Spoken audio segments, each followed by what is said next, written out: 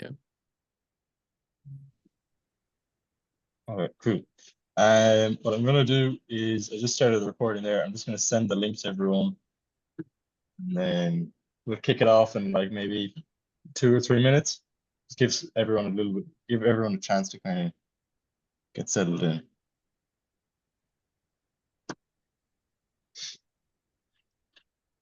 Where was the traffic we were on? Where in Galway are you living? I live in Spiddle.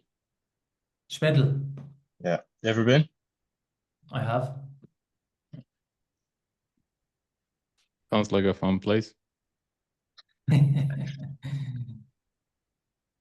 I would recommend checking it out. It's a rural spot, so it's a little bit hard to get to and from everywhere. That's the only problem. A lovely coastal town. Yeah. Can you hear the rain? No, probably not. Yeah, there's just right Yeah, now in no, the background. There's no the rain. No, we don't hear anything. Um, Felipe, would you mind sending a link into the group chat? Just the link to join. My Sure. WhatsApp is glitching on my computer. No worries. I'll Thank share you. it now. Where is it all? Invite link.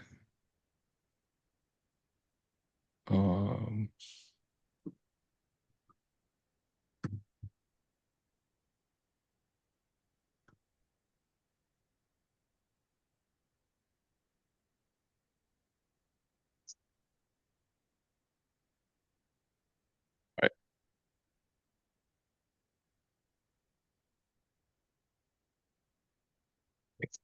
Send it What is there. up?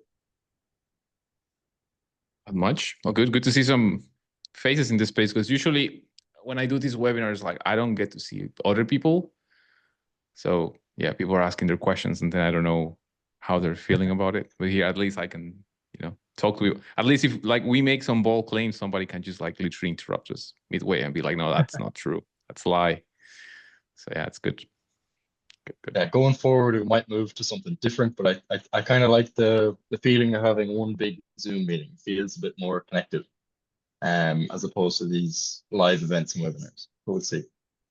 Yep. It's good. It's good to be part of the first one. So thank you so much for inviting me to this first one. Of course. Let's- Everyone's always telling me to start with somebody who really knows their shit. So that's all Philippe. No, I know nothing. I'm like Jon Snow. And the reason is very simple. Like this space changes every year. So anytime you meet someone who tells you like, yeah, this is like the ultimate solution, like the magical pill, they're lying. They're like gurus. Stay away from the gurus. Because this stuff changes every year. And it's the same with every marketing channel, right? Like if you've been doing like paid ads or other channels, Meta used to be fantastic 5 years ago, but now it's so competitive. The costs have skyrocketed. And so it's the same with every marketing channel, SEO, like you name it. So you just have to be updated on top of it, and outbound is not the exception. Exactly. All right, cool. We might give it until 45 past. Just give people a chance. I know there are a few people that are waiting for that link to be sent in, so just give them a chance. No worries. Yeah, got back-to-back meetings here, so I have a hard stop in 45 minutes. But yeah, that's perfect. And also Steve. I got a burrito waiting for me here. We're gonna sit there. So as soon as we finish and have the meetings after my hard stop, I'll have lunch. But yeah, it's crazy the demand here. Yeah. Steven, I love the glasses. Yeah. Where'd you get them? They're great. I jumped on the Andrew Huberman hype train of the red light or blue light blockers, red light blockers. So I put them on at night time. Do they help? I don't know, but Steven, I also have ones. Like here, look. Nice. Oh, yeah. nice. And by the way, like I wear them for like 3 months already, and I still also cannot understand like do they help or do they do at least something? Well, I'm maybe telling not, myself. maybe not I'm telling internally, but myself you that. do look much cooler for other people. Yeah, Yeah, for sure, for exactly. sure. Close Yeah. rate goes up 10%. Well, it's like it's quarter to or it's 8:45 p.m. in Dubai. So just as it gets this late, I try to not get too much bright light in my face. Yeah. Maybe we can make it the standard for these calls. Like people need to bring their red glasses. If it's past, if Password it's is you past have to have red light block, blue light block, and red glasses.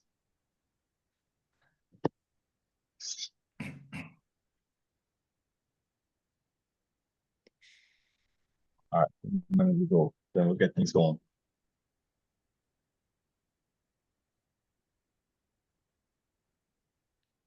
So is everyone enjoying the groups so far? Does everything kind of make sense? I've been getting a lot of messages so far. People are a little bit confused on what the different channels are for. Does everyone here kind of understand that the showroom is for, it's essentially an engagement pod. Inforum is for people with technical questions. That way it's just a little bit easier to index them when somebody new joins, or whenever anybody has a question, they can search first. If the answer's not there, they can ask it. And then the break room is just a chaotic mess. That's for everyone to just chat, make jokes, just have fun. Then we're going to have this call every Thursday at past, and we're going to have interesting guests every week. And then there's also the co-working space, which is essentially just a live meeting that's always on for people to join and work with each other in the background, which just keeps everyone accountable. Now, I would like if somebody could test that for me at some stage, because I'm not sure if it's actually working for anybody else. And then we've also got the partner directory, but Notion just isn't working for me for some reason. I need to fix that so people can actually access the codes. But that's going to be constantly updating, so we're going to get more and more deals every week.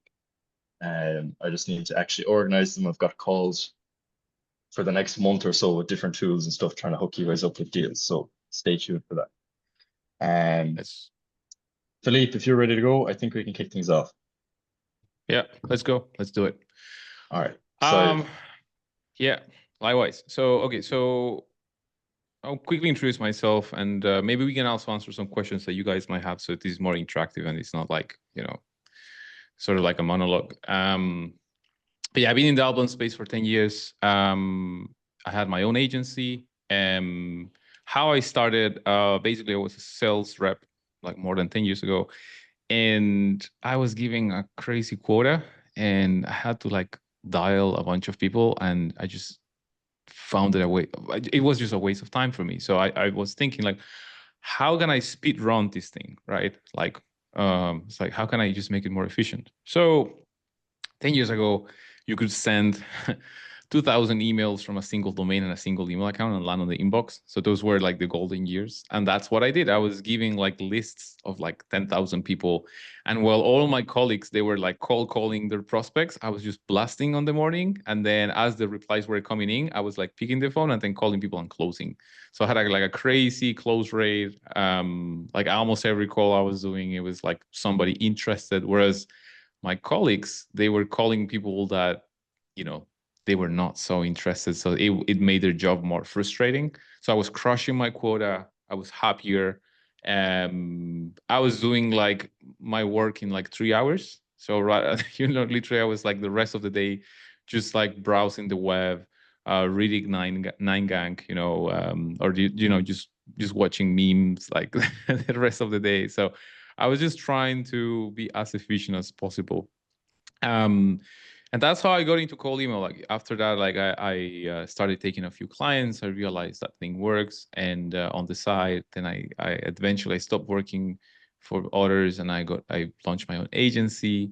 Then I got into Instantly.ai as an early team member. So you know, when the company was super tiny and the product was very crappy, I saw a lot of potential in the product, and then I just got to like soak myself into everything outbound. And now I'm a partner here at a company called Email Bison, and we focus only on one thing, which is email deliverability. So Instantly.ai is a fantastic product, don't get me wrong, but they are right now a tool for the masses. That means they do like CRM, databases, website visitors, infrastructure. They do like 10 things, We just want to be good at one thing, and that's just sending emails and email deliverability, right? So here you have in the audience guys like Anthony Valtodano. He has like a email infrastructure product. You should try it out. It's called Mission Inbox.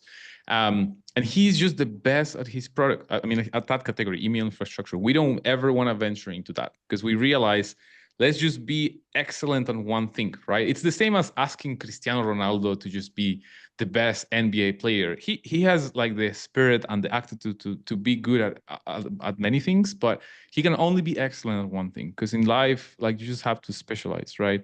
So that's kind of the mindset we have with Email Bison. We are just a sequencer for the top 10% senders. So I'm going to be sharing like what is working Felipe, for. Go for it. quick question. What do you mean for the top 10% senders? Right, that's a good question. So when people are new to cold email, they are going to experiment a lot, experiment copies, experiment. Like sometimes they will put like 5 links in an email and see if that works. Like they're going to try to send hundreds of emails from a single email account because they're very, you know, they just don't know the best practices, right? So those people, they are great working with tools like, I don't know, Instantly.ai, Smartly, like there are a bunch of tools like that in this space, right? That there are tools for the masses, like they're great for starting out, experimenting and all of that. But then there comes a stage when you're doing outbound where you need like a step up, meaning you want to work with somebody who has the cleanest warm-up pool possible. So when we say for the top 10% senders, we only work with people that they have been doing outbound for a while. That means people that have failed and they learn through failure, and then they improve their copy, they improve their strategy. And right now they need somebody who is absolutely obsessed with everything email deliverability, and that is us. So the average Bison customer, just to give you an idea, is an agency with like 30 customers, sending hundreds of thousands of emails, sometimes even millions of emails.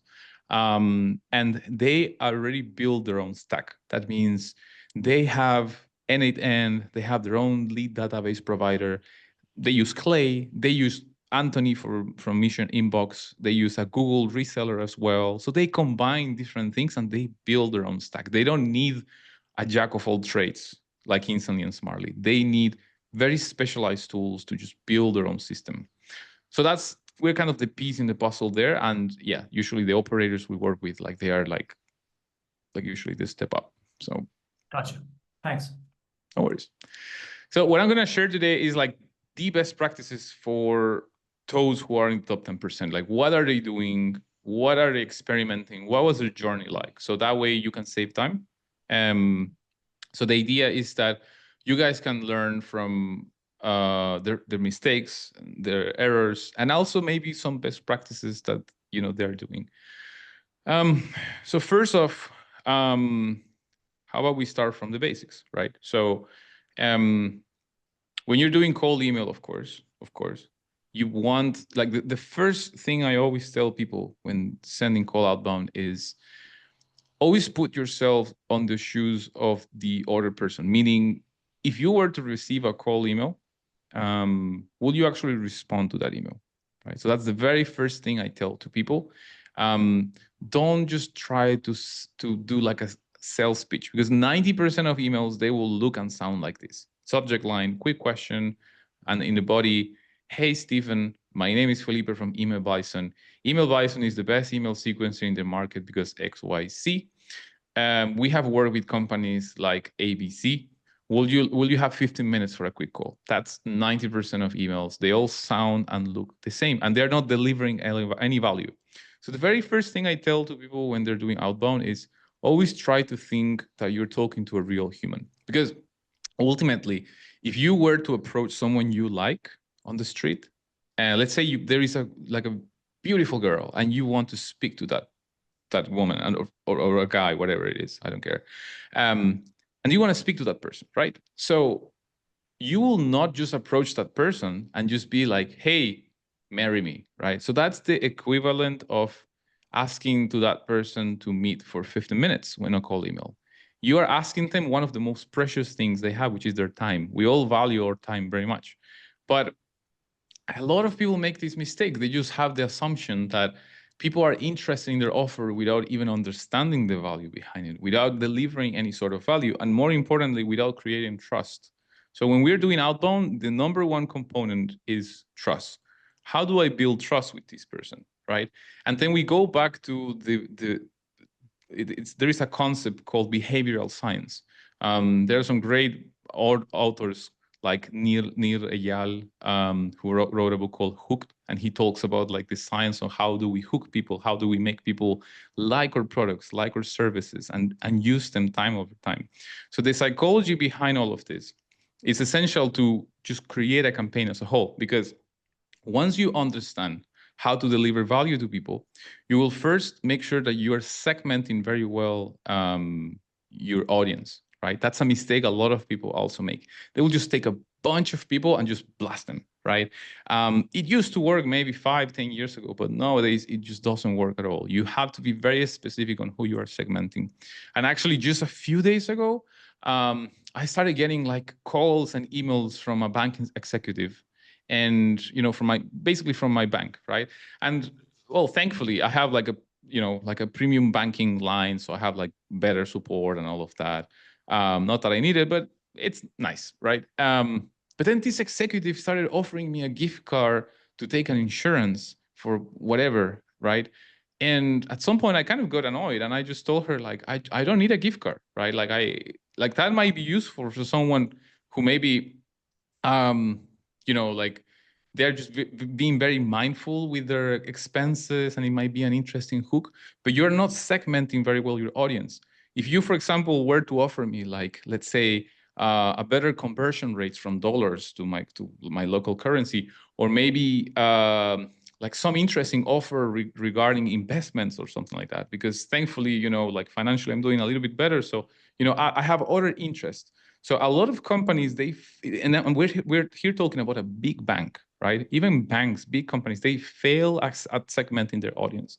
So we go back again to the behavioral science component. When we are crafting our campaigns, can be paid ads, it can be email or outbound, it can be SEO, it can be anything. We have to understand very, very well what are the pain points, how does our audience behave, what are the interests, before we even start preparing the campaign. So that way, when we're scraping lists, preparing, the copy, we also make sure that this is of interest to people. And that's when people send spam. I'm completely against spam. Sometimes, people tell me like, oh, you're like a professional spammer. I'm like, yeah, I'm a professional spammer, sure. But in reality, I actually hate spam, because I hate receiving spam as well. And what I mean with spam is like receiving an email that makes no sense to me, that the offer makes absolutely no sense. I either don't use a product like that, or in my profession, it just makes absolutely no sense, right? So that is the very first thing I usually tell people to keep in mind whenever they're working on an outbound campaign. You have to understand very well how to do this. And how do you do it? So ChatGPT is fantastic. Like, I think today there is no excuse, absolutely no excuse for when it comes to preparing a strategy well. Literally, all you have to do is you go to ChatGPT, you put your website, and you describe to ChatGPT with as much detail, always using the thinking mode. You have like now ChatGPT has different modes, and don't use like the fastest thinking one, because it's just gonna like just give you a quick answer that probably will not, it's probably not going to be so relevant. You want it to think 1, 2, 3 minutes before giving you an answer. And you start having a conversation with ChatGPT or with Claude. I see there a question down there below, like, are you guys using ChatGPT or Claude? You can use Claude, like basically any LLM, but always make sure that whichever model you're using, you're obviously making it think accordingly, right? You want to make sure that whatever the model is thinking, right, it's like doing a proper analysis. Now, the idea behind all of this is that you describe your business very well, and also you start asking it back. Okay, based on the information you have, right? You understand my business, you understand my offer. Who do you think will be the right audience? And you will be surprised. ChatGPT or Claude will start giving you some very, very interesting perspectives. It will start, you can even ask it, please look online for data or studies, right? That maybe might tell you if there are other industries or ICPs or buyer personas that I'm maybe not considering, and that could be converting very well, right? So that's the first conversation you might want to have. Now, the next one might be in terms of value, right? So for each one of these industries, categories, ICPs, it could be like HR managers in this industry, whatever. What are their current pain points, right? So you start having this conversation with ChatGPT, where ChatGPT is just doing the research for you. It's basically telling you who to target and how to target them. Like, what is basically the value that you could deliver to these people in order to get their attention. So once you have all of that, then you go to an email list platform, right? And then you start building your list of prospects and contacts. And then you start running mini tests, right? You basically start preparing copies. Ideally, when you're targeting different audiences, you also A/B test the audiences. At least this is what the top 10% agencies are doing. They never just use one copy for everyone. They usually will use different copies for different for the same audience. And the reason for that is just because you have to be always testing. And the second is because of the deliverability. There is something called copy fatigue, which is, let's say you might be having a lot of success with the current message you're sending, but in, let's say, 3 months time or 6 months time, that campaign might not be working anymore. And it's basically because of the spam filters. Once they detect that you're using the same message over and over again, they might start sending that text or that copy to the spam folder, right? So that's why it's important to also always spin tax your messages. Spin tax, by the way, is a way that people say the same thing but in a different way. So, for example, a spin tax of hi will be hello, good day, greetings, dear. Although I wouldn't use those two because it sounds a bit unnatural, but you get the point, right? So you can spin tax your whole copy using basically synonyms and making it sound pretty much the same, right? At least the end message is the same. So once you have understood your audience, the value, you have gotten the data, and you have finally gotten a copy that resonates with people and delivers value, there's some other aspects that you have to tweak in there, right? And this is, again, what the top 10% senders are doing. They are not putting their eggs on one basket. So what this means is they will use different infrastructure providers. So they will use, for example, a Google infrastructure provider. There are a couple of them, cheap inboxes, Scale Mail. There are like some great guys, Ice Mail as well. Like there are a bunch of them, right? I will also mix it with some make Microsoft Azure providers. There are also a bunch of them, like Mailer, Scale Mail as well. I think they do it. There are just so many, right? So many of them. And ultimately, I will also mix it a little bit with some SMTPs too, like, Mission Inbox, Winner App. Maildoso, I think, is not, I think they're improving a lot. They had some issues recently. So overall, what you want to do is have different options. It's a little bit like in investments, right? You will never just buy all in one stock. You will always try to diversify to reduce the risk of your stock failing. So it's the same with infrastructure. You just want to have a diversity. So yeah, long story short, once you have understood your audience, the value, you run into optimizing deliverability. So with optimizing deliverability, there are a few things that you need to observe. One of them is the infrastructure, right? So like I was telling you, you use different infrastructure providers. There are some studies and some big agencies, right? They have a hypothesis, and it kind of makes sense that even the domain registrar could have an impact on deliverability. That means maybe you have like all of your domains under, I don't know, Namecheap, right? Namecheap is great because they have an API, but I've been hearing some studies where actually that even domain registrar can impact your deliverability. And like I said before, it's full of gurus. And some people are claiming they have all the answers for everything, but they only like recommendations I usually have to people when it comes to outbound is just always be testing different tools, different copies, different data providers, different infrastructure providers, because what could be working today might not work tomorrow. So it comes down to just be testing and seeing what kind of results you're getting from your mini experiments. The worst thing you can do is just copy a strategy from someone else and just let it sit for 1 year and then go back later, because I can assure you that in 6 months that strategy might not work. It might start like dropping in terms of results. So that's why you have to be on top of it. So the last recommendation I would have when it comes and before we start like answering questions and so on, is that you're always on top of the health of your campaign. So how can you track your campaign? So you have different options. So you have something called inbox placement test. So we have a tool called Email Guard in Email Bisons where you can run inbox placement tests. You also have, I think, a tool called Mail Reach. You have Glog apps as well. So there are different tools that can help you do that. So inbox placement test, by the way they work is you have a seed list of accounts, and then we send a campaign to that list. The idea is that we can tell you when an email will land on the spam or in the inbox, right? So we're able to check if a specific campaign copy and your infrastructure provider and your domains are effectively working, because there are a lot of factors when it comes to email deliverability.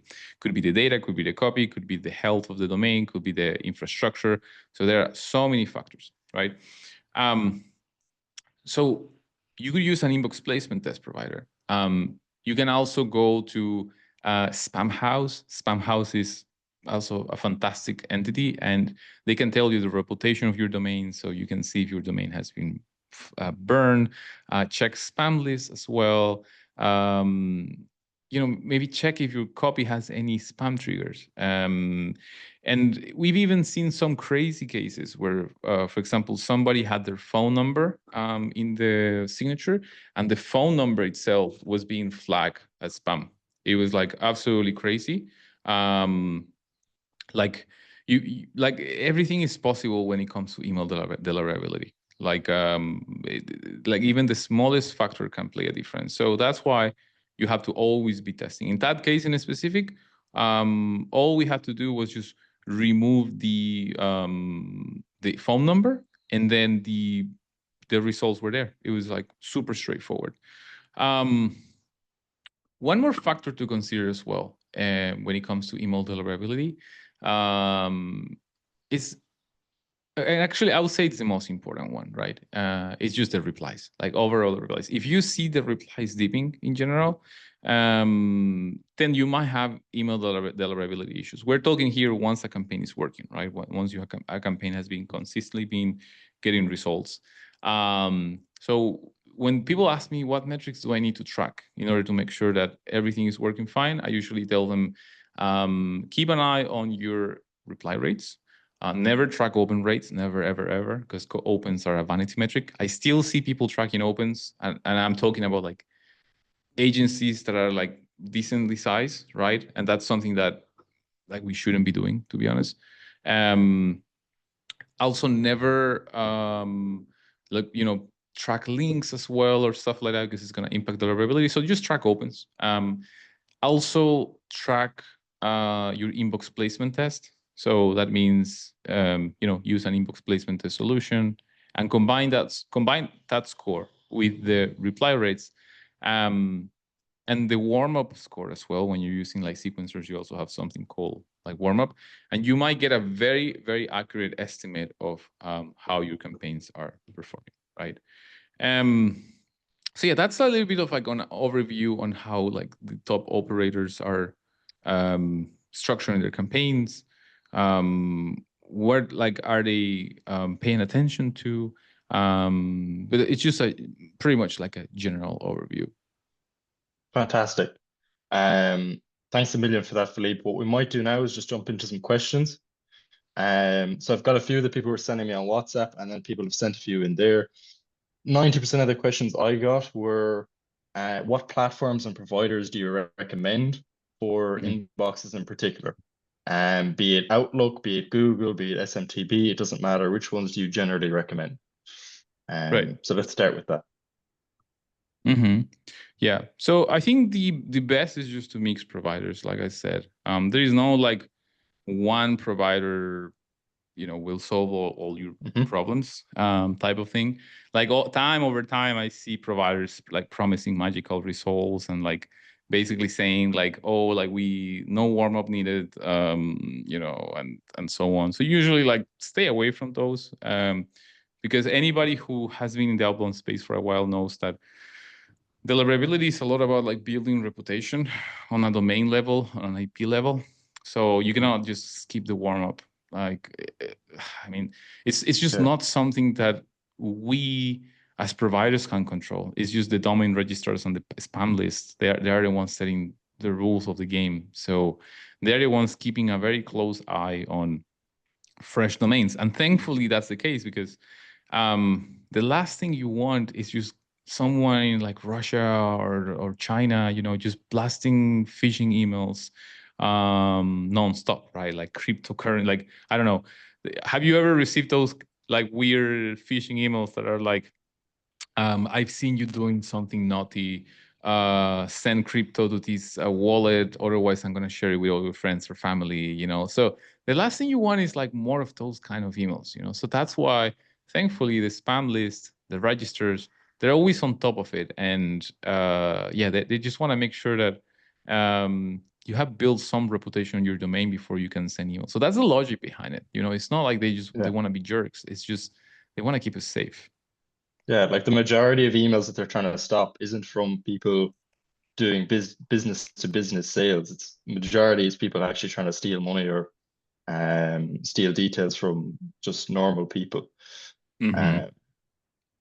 So anyway, the next question is, and this is for me personally, I've heard an awful lot of talk about people actually using, I can't remember what the term is, but essentially hidden cards or cards like credit cards where the identity is hidden and they have several different cards for their several different clients.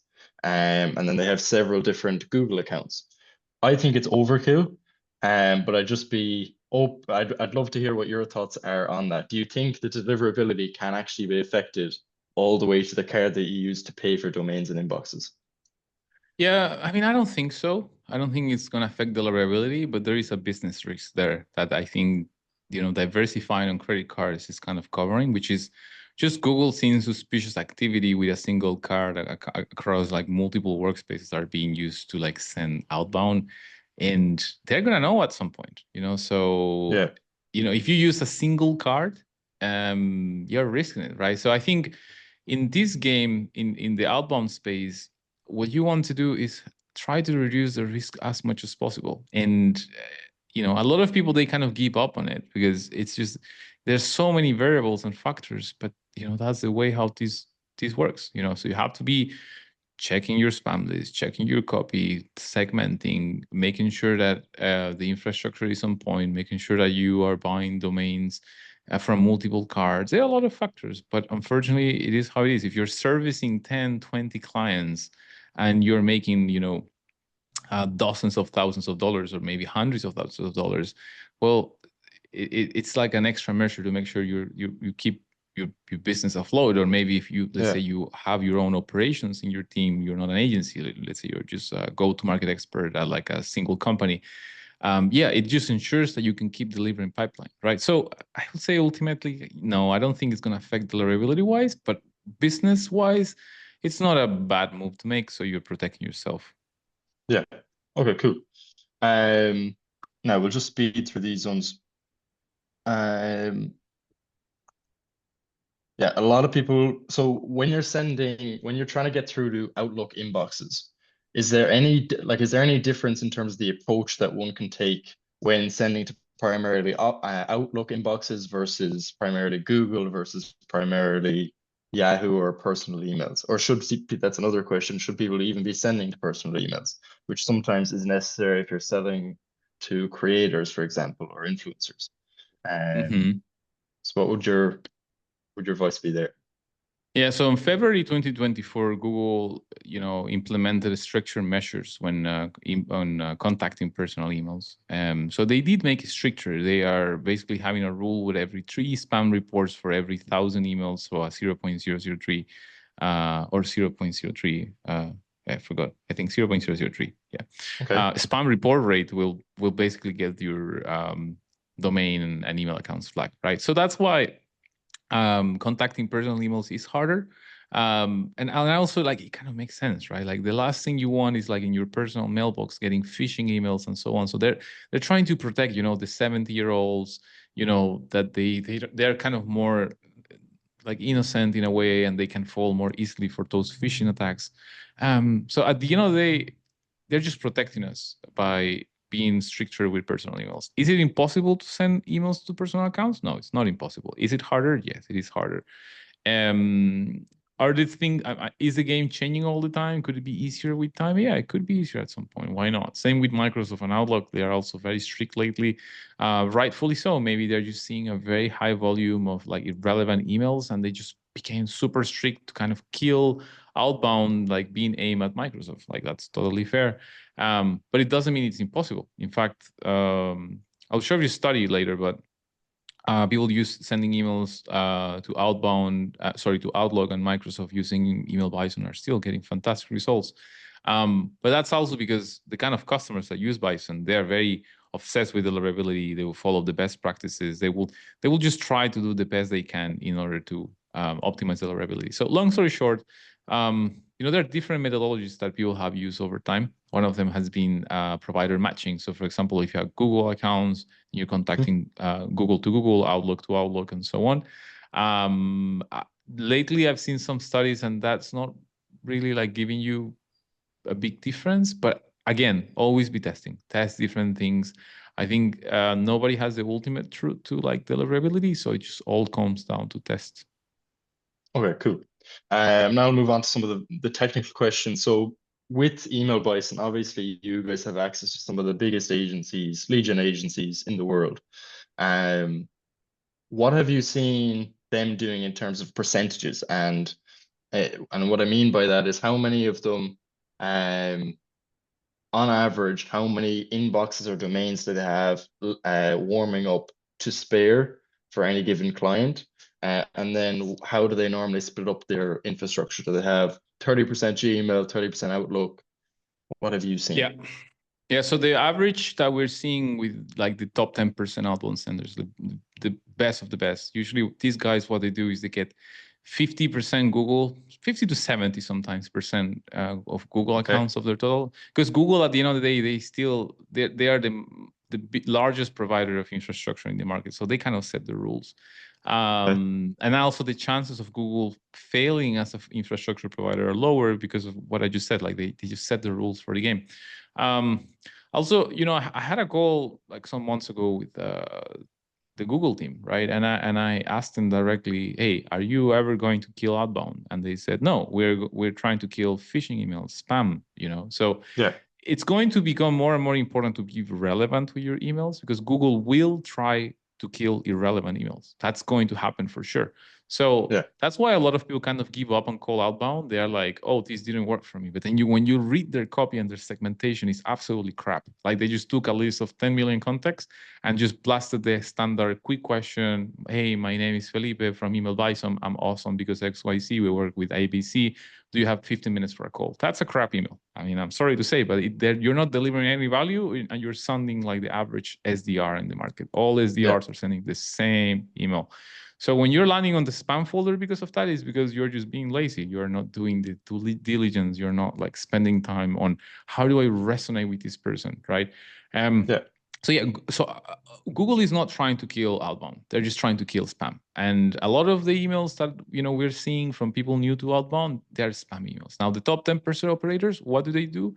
They deliver value, right?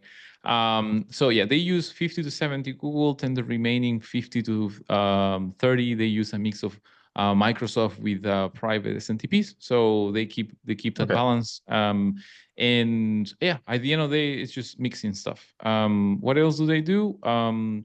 they are also very obsessed with copy. So they're testing different copy angles all the time, checking spam triggers. They A, B, C, D, E, multiple variants. They don't just send one copy and just, sit and wait for results.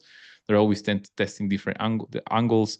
Lead magnets, that means on the emails they send, the call to action is usually going to be something like, hey, can I send you this for free? So they make it very easy for the other person to say yes. They don't like sit and wait for somebody to book a call. They usually tell them, hey, I see you have this problem.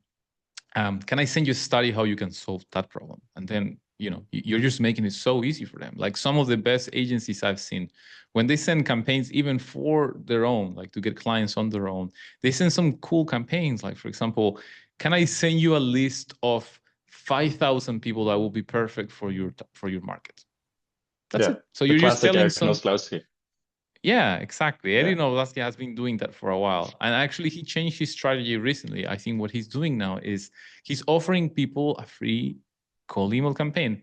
And why he's doing that, it's a very smart approach. He actually will send a free campaign up to a few hundred contacts. I can't remember the exact amount. I think it's like 500 contacts.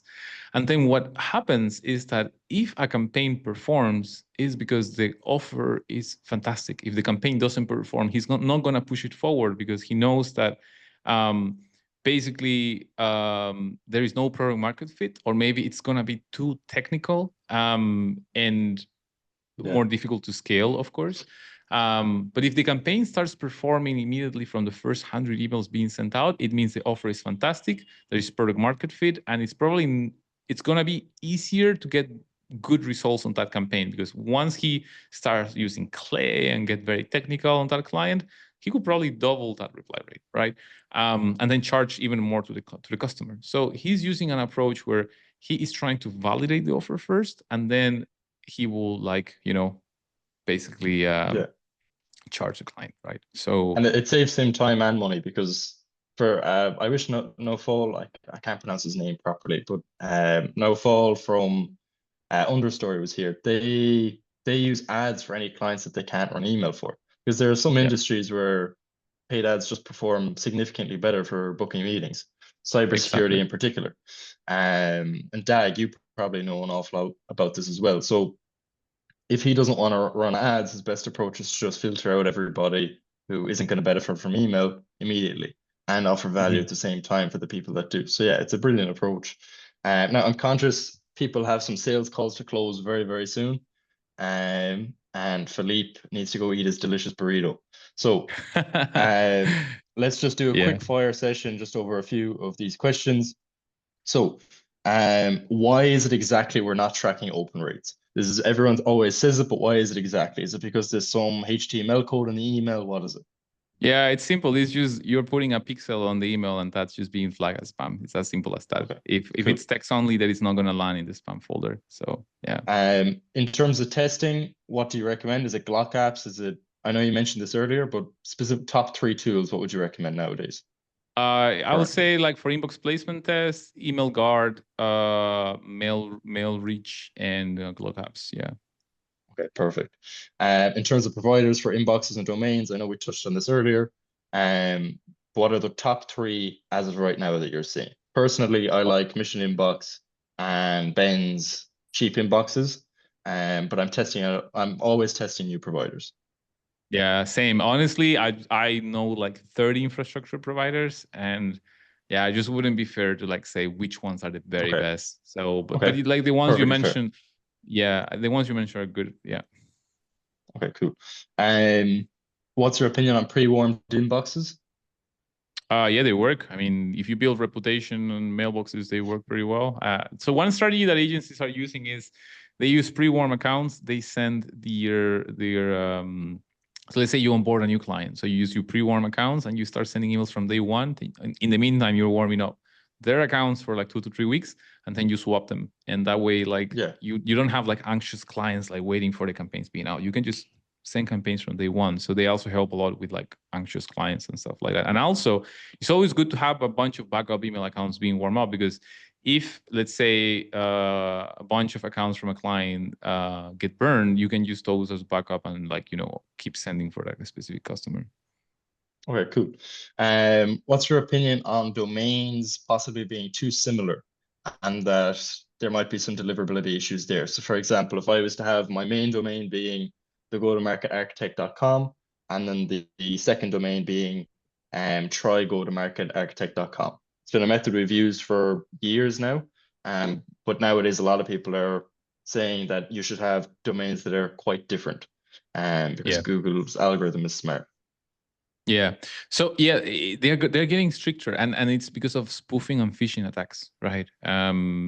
So what we're seeing is that if the domains we're using are different because of more than 3 words, basically, then or letters, sorry, then you're good to go. But if, for example, let's say your company is called Agency X, and then you buy an alternative domain that is Agency XS, that could be that could have deliverability issues, and that's just because Google and Outlook and all of those guys, they're just trying to reduce the number of spoofing emails or phishing attacks. Because imagine this: let's say somebody tries to impersonate your company, and then they buy a domain like yours, but they just change one letter, right? So it's gonna be like, let's say your agency is called Agency X, right?